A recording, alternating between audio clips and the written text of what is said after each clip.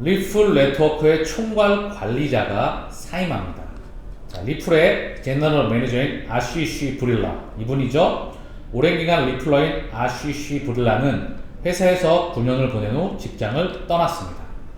리플 네트워크의 총 책임자인 아시시 브릴라는 트위터를 통해 리플에서 일을 그만두기로 결정했다고 발표했습니다. 브릴라는 아직 다음 경력 이동에 대해 결정하지 않았지만 이제 전 미국 재무장관, 정확한 명칭은 미국 재무부 출납국장입니다. 로지리우스 및 JP 모건의 베테랑 샌디 오코너와 함께 리플 이사회에 앉을 것입니다. 자, 이제 리플의 이사회로 아시시 브릴라는 간다는 소식이에요.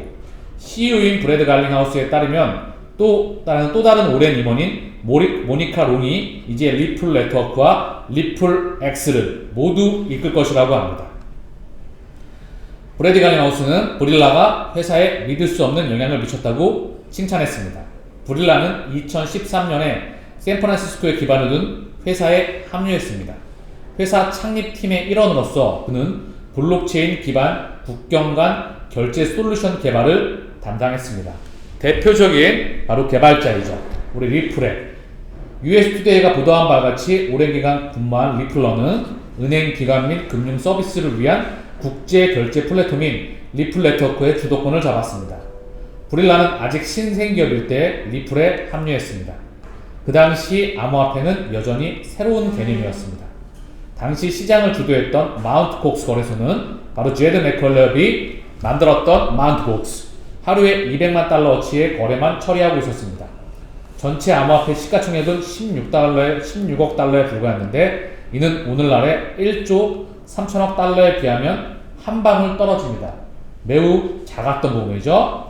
결제회사인 브릴라는 온디맨드 유동성 솔루션 ODL이죠. 렉스래피드의 출시를 회사의 거대한 이정표로 설명했습니다. 이 제품을 사용하면 XRP를 브릿지 통화로 사용하여 명목 결제를 즉시 결제할 수 있습니다. 2021년에 리플 네트워크는 미국 증권거래위원회 소송에 직면했음에도 불구하고 월간 거래량이 10억 달러에 이르렀습니다. 펀더멘탈은 지속적으로 폭발적으로 성장하고 있다는 부분을 증명해 나가고 있죠. 자, 리플의 이사회입니다. 여기 크리스 라슨, 브래드 갈링하우스, 수잔 에티. 지난번에 언급을 드렸죠. 마이크로소프트와 관련이 있고요. 자, 그리고 로지 리오스, 미국 재무부 출납국장.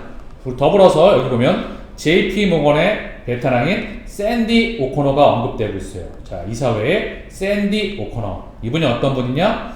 샌디 오코너는 30년 이상의 경력을 가진 인정받는 금융업계의 사상가입니다. 그녀는 JP 모건 체이스의 최고 규제 업무 책임자에서 은퇴하여 규제 전략을 수립하고 G20 정책 입안자들의 참여를 이끌었습니다. 그곳에서 그녀는 글로벌 재무, 프라임 서비스 책임자 등의 고위 직책을 역임했으며 집행위원회 위원이었습니다. 그녀는 연방준비이사회의 대체기준금리위원회 의장과 뉴욕 연방준비은행이 후원하는 국채시장 관행그룹의 전 구성원으로서 자본시장의 무결성과 효율성을 지지했습니다. 자, 우리 리플의 이사회를 보면 하나같이 미국 재무부, JP 모건, 미국 연방준비은행, 마이크로소프트, 자, 그리고 HSBC 하나같이 이런 미국과 유럽의 핵심 금융기업들과 미국 중앙은행과 재무부와 전세계 빅테크들의 그런 기업들이 연관이 되어 있습니다. 미국 연방준비은행, 미국 페드, 미국 중앙은행이죠. 연방준비제도의 주요 주주는 JP모건 체이스, 시티뱅크, 뱅크 오브 아메리카, 웰스파고 등의 은행들은 공개시장에 상장된 주식들이다. 다시 한번 JP모건, 미국 재무부, 그쵸? 이런 사람들이 많이 우리 리플의 이사회에 들어와 있다. 더불어서 리플의 아시아 태평양 지역 수석 부사장인 바로 브룩스 앤트위스, 골드만삭스에서 18년을 있었다. 자, 그리고 리플의 MD인 바로 샌디 영, 마스터카드 출신이다. 더불어 리플은 미국 대형은행 뱅크 오브 아메리카 리플 네트워크를 파트너 공식 추가했다. 뱅크 오브 아메리카가 리플 네트워크의 파트너에 공식 추가가 됐다. 다시 한번 뱅크 오브 아메리카가 미국 연방준비제도의 주요 주주 JP모건 체이스, 시티뱅크, 뱅크 오브 아메리카, 웰스파고. 자, 그래서 디지털 커런시 그룹의 지배 구조를 보면 HSBC, 시티뱅크, 웰스파고, 유니온뱅크, 마스터카드가 디지털 커런시 그룹의 출자를 주요 담당해 왔다. 하나하나가 다 퍼즐이 맞춰지시라 생각합니다. 뒤에 기존 글로벌 금융 리스트들이 판을 깔고 있는 것이 한눈에 보여지리라 생각합니다. 코인베이스, JP모건, 리플. 여기 보이시죠?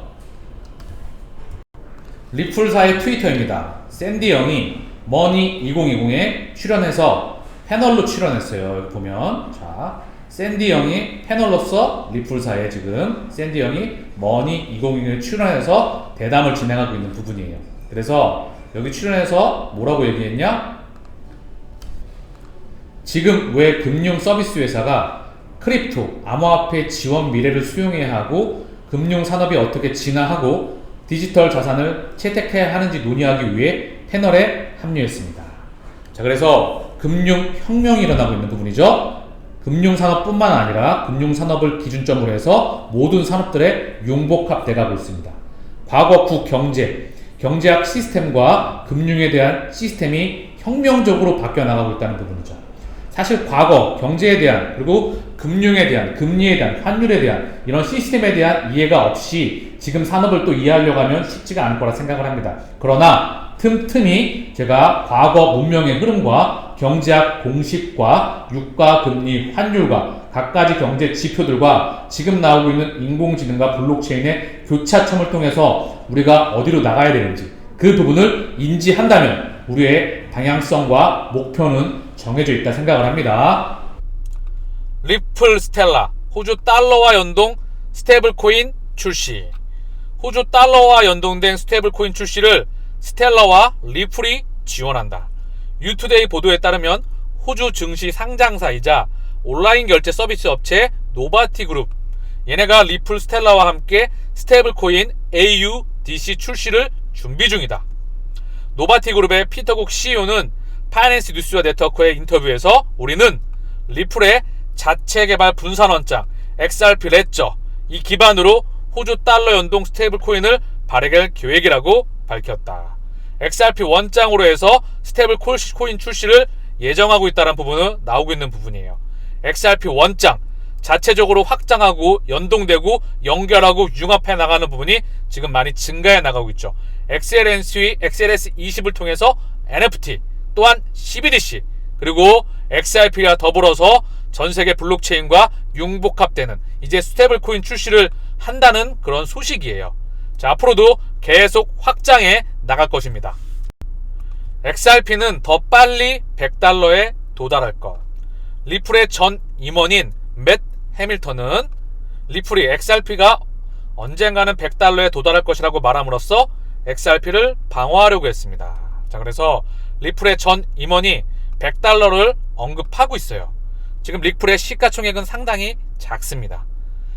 전세계 스위프트 시장 규모는 155조 달러예요. 그리고 전세계 노스트라 계정에 잠자고 있는 단어는 10조 달러이죠. 자, 다 경이 넘어가는 그런 시장 규모입니다. 큰 그림에서는 사실 XRP의 성장성은 의심할 여지가 없어요. 그래서 시간 차이를 두고 섹과의 소송이 먼저 마무리가 되고 그리고 큰 그림에서 시장이 정리가 되고 비트코인 ETF가 현물 승인이 되고 전세계 금융기관들의 ODL 볼륨을 통해서 XRP가 꽂혀 나갈 때 실생활에서 사용이 되어질 때 그때 찐 상승이 나오리라 생각을 합니다. 이더리움 롭스텐 테스트넷 포스 전환 초읽기. 이더리움 생태계 성장세 뚜렷. 이더리움이 포우에서 포스 전환. 자, 테스트넷 이 부분이 초읽기이고요. 결국 포우에서 포스로 전환하는 시기가 언제 도래하느냐에 따라서 시장에 또 다른 파급력을 미치리라 생각을 합니다. 이 이면을 보게 되면 이더리움은 파일코인 더불어서 GKC와 파트너십을 체결했죠. 같이 한번 생태계를 확장해 나가는 부분일 텐데요. 이 모멘텀 또한 암호화폐 크립토 시장에 전반적으로 모멘텀을 줄 수 있는 그런 부분이겠죠. 자, 그리고 밑에 보면 유럽 최대 암호화폐 투자업체 코인시어스가 5월 진행한 설문조사에 따르면 기관 투자자들은 포트폴리오 내 이더리움 비중을 줄이는 한편 리플, 카르다노, 폴카닷 등에 대한 포트폴리오 비중을 늘린 것으로 나타났다. 이더리움의 투자 비중은 3월 25에서 20%로 5% 감소했다. XRP는 4에서 6%로, 에이다는 5에서 12, 폴카닷은 9에서 13으로 증가했다. 그래서 리플의 포트폴리오가 증가하고 있다. 투자 비중이. 지난번에 언급했던 내용이죠. 그 부분이 같이 한번 언급되고 있어요. 리플의 현재 시가총액은 24.7조 원. 많이 싸다고 생각을 해요. 큰 그림에서 보면. 차트를 보게 되면 빠지고 나서 밑에서 빡빡 기고 있습니다. 박스권을 그려내고 있어요. 자, 모든 코인들이 지금은 다 빠져 있죠. 그쵸? 박스권에 큰 변동 없이 움직이고 있습니다. 더불어서 비트코인을 한번 보고 올게요. 비트코인도 3,830만원 언저리를 왔다 갔다 리플과 유사한 흐름을 보이고 있죠. 더불어 비트코인의 시가총액은 722조 원이에요. 그쵸?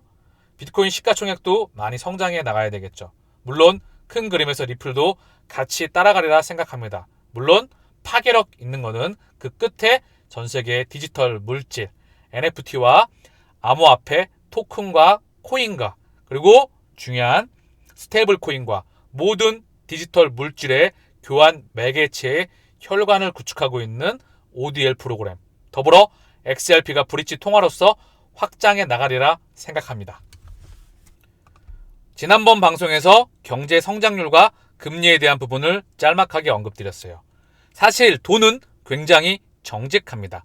전 세계 수천조에 움직이는 자금들은 금리가 낮은 곳에서 높은 곳으로, 경제 성장률이 낮은 곳에서 높은 곳으로, 환의 가치가 낮은 곳에서 높은 곳으로 이동할 수밖에 없어요. 그쵸? 돈을 사실 정직하다. 그것을 움직이는 사람의 욕심만이 있을 뿐. 그래서 이 금리와 경제 성장률과 환, 이 이동 방식이 문명이 변해가고 있는 거예요. 금리가 더 이상 낮출 수 없는 그 저금리에 다가가고 있기 때문에, 전 세계 실물 경제의 경제 성장률이 빠그러지고 있기 때문에, 더불어 환도 계속해서 달러와 유로와 엔을 기준점으로 한 통화량이 계속해서 찍어내고 있기 때문에 이 다음번 세상을 움직이는 게 바로 메타버스와 암호화폐와 그리고 CBDC와 이 모든 핵심이라고 생각합니다.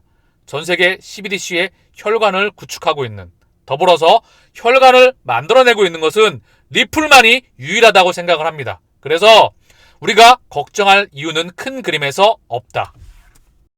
자, 제임스 월리스, 중앙은행 업무 담당 부사장, 리플. 자, 보게 되면은 제임스 월리스.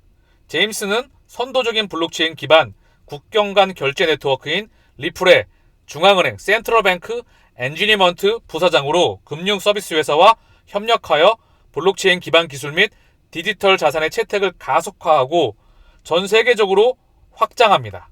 제임스는 인정받는 글로벌 사장가이자 비즈니스 개발자입니다. 그는 블록체인 및 분산 원장 기술을 활용하는 많은 핀테크 신생 기업에 자문을 제공하여 경영진이 창업에서 규모 확장에 이르기까지 경제적 사회적 이익을 위해 기술을 활용하기 위한 전략적 비전과 운용 계획을 개발하도록 도왔습니다.